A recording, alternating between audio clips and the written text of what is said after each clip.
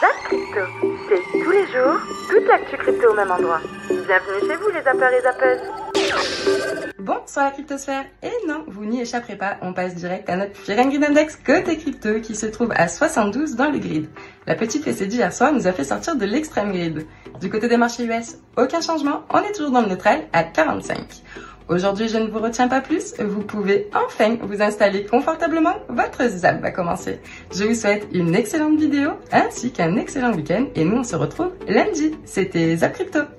Pour faire très simple, comment récapituler qu'est-ce qu'un meme coin en un seul mot? Si je vous dis meme coin en un seul mot, ça vous fait penser à quoi? Shitcoin, gambling, hype, dodge, blague, casino, intéressant, spéculation, animaux, des animaux, bullshit, jetons communautaires stupides. Bon, pour faire très simple les amis, à la base, tout vient du Dogecoin. C'est celui-là, c'est le premier, c'est le plus gros et il pèse 22,5 milliards de dollars. À la base, il y avait d'autres crypto-monnaies qui tous se sont lancés en disant « Je suis le nouveau Bitcoin, je vais dépasser Bitcoin, je vais faire mieux que Bitcoin ». Il y a un mec qui s'est tapé un délire et pour se moquer un peu, pour faire un pied de nez en fait, si vous voulez, à tous les mecs qui lançaient un coin en disant « Je suis le Bitcoin 2.0 », il a lancé le Dogecoin. Dogecoin qui est une blague complètement assumée hein. À la base, c'était pour dire je lance un truc qui sert à rien, je vais faire une vidéo pour dire que ça va changer le monde, juste pour faire rire les gens. Mais le problème, c'est que cette blague, c'est devenu la blague la plus lucrative du 21e siècle. Alors, pour ceux qui n'ont pas vu cette vidéo, regardez-la. Pour ceux qui l'ont vu, il faut à tout prix que vous voyez juste ça, hein, pour les plus débutants. C'est le trailer officiel de Dogecoin. Je l'ai déjà montré, je sais, je le remonte parce que je prends beaucoup de plaisir. Donc c'est une blague à la base, hein. C'est ça un meme coin. Bref, tout ça pour vous dire que la vidéo a fait beaucoup rire, il y en a qui ont commencé à en acheter, ça a été très décentralisé. Le problème, c'est que c'est très communautaire. Donc après, il y a eu le Shiba Inu, puis le Pepe, puis le Dog with Hat, littéralement chien avec chapeau. Et puis tout plein de bêtises, le Floki, parce que c'était une crypto-monnaie et que Elon Musk avait un cousin et que ce cousin a pris un chien qui s'appelait Floki. Bref, des dingueries. Le Bonk, qui a carrément explosé toute la blockchain Solana et qui l'a tiré vers le haut, c'est dans ma dernière vidéo. Le MAGA, Make America Great Again, qui explose depuis que Donald Trump... Oh là là, cette merde est à 16 $ pièce. Je suis fatigué, moi.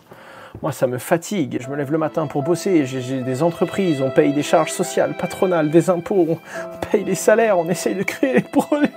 Il faut des millions.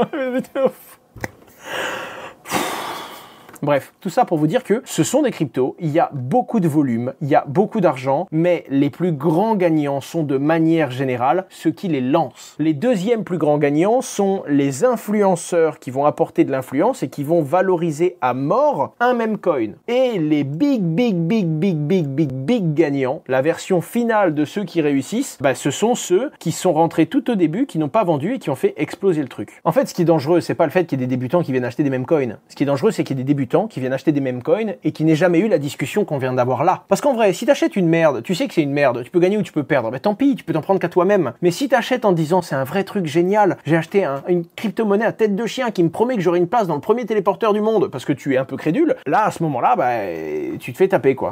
Et peu après son lancement, le Dogecoin réalise un volume de transactions quotidien supérieur à celui du Bitcoin, attirant plus d'1 million de visiteurs uniques sur son site web dès le premier mois. On arrive en 2014 et suite au départ des deux fondateurs, une équipe dédiée Dogecoin Core Development reprend le flambeau pour continuer le développement et la maintenance du projet. Et malgré ses origines rigolotes, le Dogecoin forme une communauté dynamique et engagée, soutenant divers projets philanthropiques et des œuvres de charité. Ainsi, bien plus qu'une simple crypto-monnaie, le Dogecoin incarne l'esprit ludique et collaboratif du Web3, prouvant qu'une idée née d'une blague peut évoluer en un mouvement global avec des répercussions réelles et positives. Alors ma prédiction pour le Bitcoin pour le prochain cycle, entre 250 000 $ et 1 million de dollars. Les États-Unis et le monde entier réalisent aujourd'hui que le Bitcoin est unique et qu'il jouera un rôle crucial dans notre futur. Et donc le prix du Bitcoin va exploser, c'est juste une question de temps et selon moi, ça se passera dans les 12 à 18 mois à venir. Bon, comme tu l'imagines, ces paroles, ce sont pas les miennes,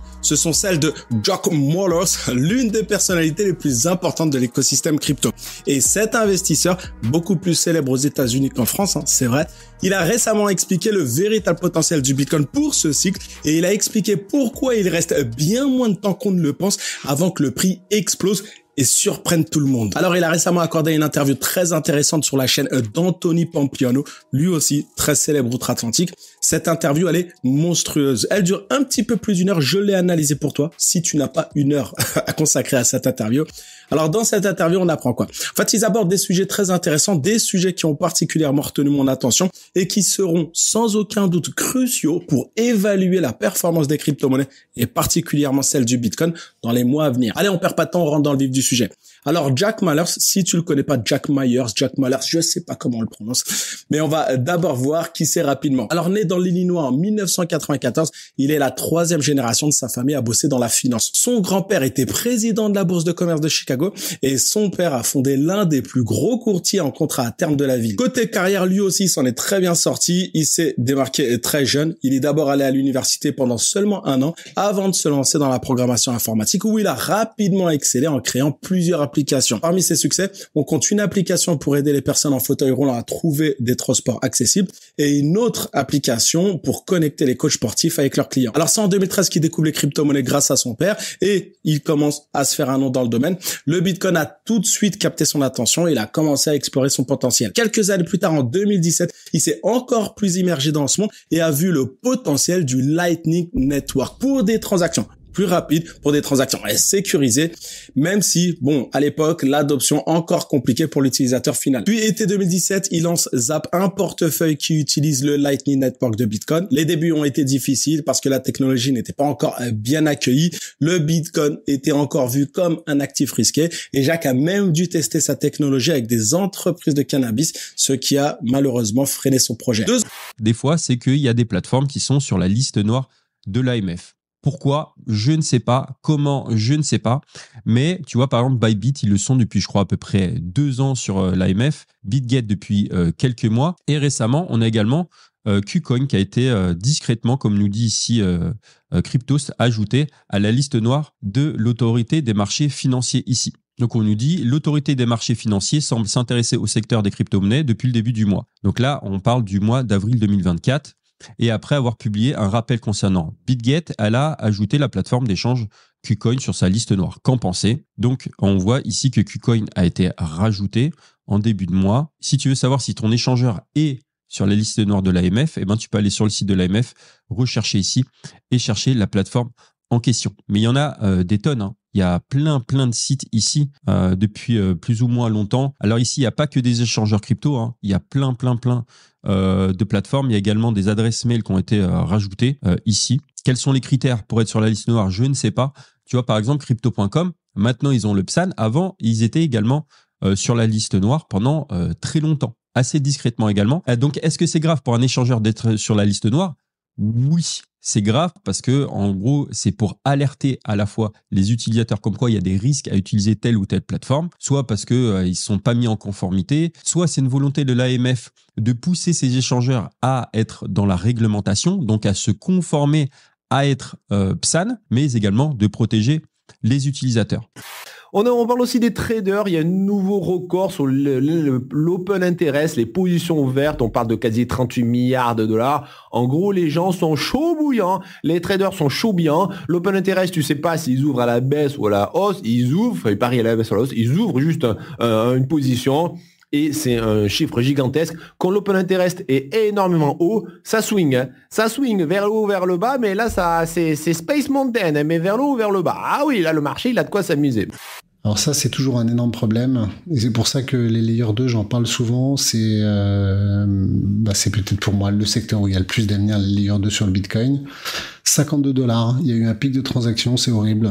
Honnêtement, ça, c'est du grand n'importe quoi. Et après, moi, ce qui me fait marrer, c'est que sur Twitter, vous avez toujours des mecs, des anglo-saxons, qui envoient du rêve avec des tweets. Un tel a envoyé 3 milliards à l'autre bout du monde pour 6$ de transaction. Moi, ça me fait délirer. Moi, j'envoie 200$ et je me tape ces genres de frais. 50$ de transaction. Récemment, j'ai dû, pour récupérer des liquidités, transférer juste du Bitcoin d'une Ledger vers Binance. Honnêtement, des frais horribles et beaucoup d'avenir sur les L2 que je continue à beaucoup travailler, je vous le partagerai bien évidemment. Est-ce que tu as réussi à déterminer à partir de quelle année Bitcoin est devenu un truc en Iran? Est-ce que tu t'es dit, tiens, vraiment à partir de ce moment-là, il y a eu une infusion, ou bien est-ce que ça a plus ou moins toujours été là depuis le début ou... Bah, pas vraiment, parce que comme je le disais avant, j'ai un peu coupé les ponts avec, à part avec ma famille qui est là-bas, mais à part quand j'étais enfant, je ne vois pas trop comment est-ce que la population évolue précisément là-bas. Mais dans les statistiques, il me semble qu'il y a des statistiques qui disent que une majorité des utilisateurs de crypto étaient dans la crypto en général avant 2021. Il me semble que ça tourne autour de 60%, un truc comme ça. Donc c'est quand même assez ancien. Assez ancien. Oui, parce qu'il y a 3 ans. Si on compare avec la France, ce serait différent, quoi. Tu penses que c'est arrivé avant? Alors, tu donnes un chiffre qui est assez impressionnant, c'est que il y aurait 20% d'Iraniens qui ont de la crypto. 25 même. 25% des Iraniens, donc 1 sur 4. Et en France, les chiffres les plus optimistes qui nous sont sortis par l'ADAN nous montrent du 10%. Tu es premier de Bybit, 83 millions de profits. Le second est à 60 millions derrière. J'ai fait un beau trade dernièrement, 30 millions. Même sur Bitcoin, tu faisais bouger le marché. Je participe à créer le bottom. Je me réveille le matin, je vois c'est à 55, qu'est-ce que je fais? Non, j'ai déjà calculé avant ce que je fais. C'est Laure là qui vient de faire une interview. Il va passer sur Ethereum. Je n'ai pas plusieurs écrans, je n'ai jamais utilisé TradingView de ma vie. En 2017, c'est les SEO. En 2020-2021, c'est NFT. C'est une évidence, aujourd'hui, c'est...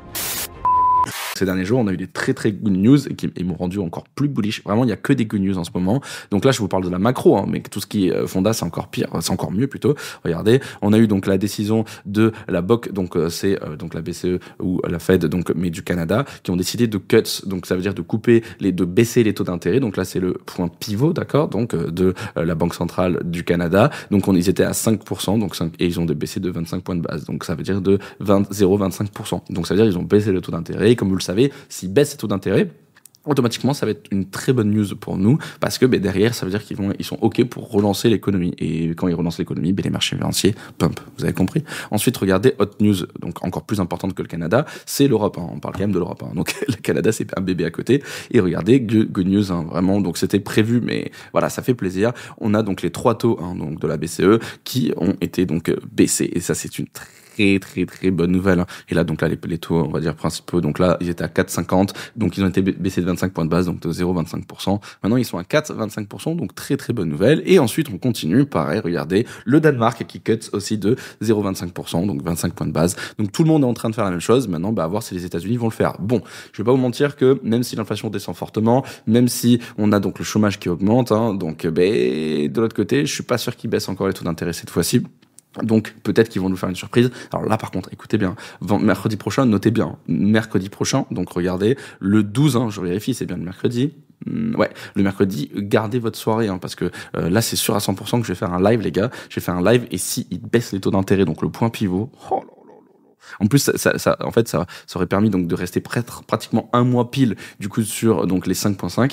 Et là, ça veut dire que si on descend, mais les marchés financiers vont exploser à la hausse, hein, vraiment. Donc, ça me tarde d'être la semaine prochaine, même si je pense pas qu'ils vont déjà baisser. Pourquoi? Parce que, comme je l'ai montré, l'inflation descend, mais on est encore au-dessus des 2% d'inflation. N'oublions pas que la target c'est 2%, donc peut-être qu'ils vont encore attendre un mois ou deux à voir, wait and see. Mais ça me tarde, vraiment, ça me tarde. Après, voilà, je suis pas le seul à penser ça. Regardez, il y a quand même 87% du consensus qui pense qu'on ne va pas bouger les taux d'intérêt. Mais après, à vouloir wait and see, hein, on n'y est pas. Mais voilà, ça serait peut-être la grosse news. À voir, ça me tarde. On démarre et on voit quoi? Eh bien, directement que le Bitcoin est dans le rouge. Alors bien sûr, vous le savez, à la seconde où le Bitcoin chute, tout le marché crypto chute avec lui. Voilà. Et donc là, on voit que notre Bitcoin, malheureusement, a été rejeté une nouvelle fois par le fameux haut du range, le range dans lequel on est depuis maintenant ici le 2 mars 2024. Donc ça fait actuellement combien de jours? Ça fait actuellement 97 jours que nous sommes dans ce range. Pour l'instant, on n'a pas réussi à le breaker et vous le voyez, on est encore une fois en train potentiellement de se faire rejeter. Enfin, c'est pas potentiellement en fait, c'est qu'on est en train de se faire rejeter, vous le voyez. Et donc là, le niveau clé qu'il fallait breaker, c'était le haut du range à 71 433 $. On le voit ici, rejet. Malheureusement, c'est une résistance. Regardez, on a tenté de le faire ici, foiré, et ici, peut-être foiré.